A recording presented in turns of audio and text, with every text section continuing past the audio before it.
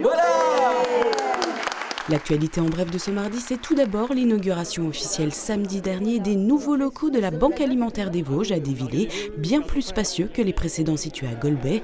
L'association bénéficie désormais de 1300 mètres carrés pour stocker les denrées qu'elle récupère tout au long de l'année, dans les grandes surfaces, notamment aux 4 coins du département.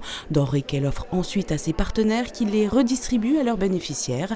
Ce bâtiment, c'est un investissement d'un peu plus de 300 000 € pour la Banque alimentaire, soutenu par sa fédération, mais aussi par l'État, la région, le département et quelques mécènes.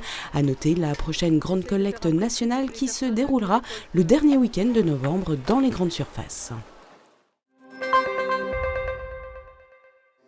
Responsables de clubs, associations, organisateurs de manifestations et pratiquants, ils étaient une centaine d'intervenants samedi dernier réunis lors des Assises du sport afin de faire part de leur expérience qui viendront enrichir le futur schéma départemental du sport 2023 à 2027 en cours d'élaboration. Le département a mis l'accent sur 2 thèmes. Comment inciter les jeunes à s'engager dans une activité sportive? Des propositions comme une offre plus diversifiée ont ainsi été évoquées. Second thème, celui d'une pratique du sport plus éco-responsable. Des grands événements qui réunissent des dizaines de milliers de personnes peuvent être des exemples comme l'Infernal Trail ou le tournoi de tennis de Contrexéville qui ont déjà pris le tournant de la transition écologique dans la gestion des déchets, le sourcing alimentaire ou encore la réduction de leur empreinte carbone. Ce schéma départemental sera voté par les élus vosgiens au printemps prochain.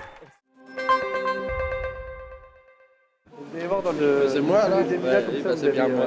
Pas de doute, c'est bien lui, Thierry Moureau, éleveur bio depuis plus de 20 ans à Moncel-sur-Ver au nord de Neufchâteau et l'un des 13 agriculteurs vosgiens qui figurent sur cette nouvelle exposition photo itinérante proposée par la Chambre d'agriculture et inaugurée ce mardi au Halles Volontaire à Remiremont. 13 portraits pour valoriser le monde paysan et la diversité de ses métiers. Un QR code permet d'en savoir un peu plus sur l'histoire et le parcours de l'agriculteur photographié.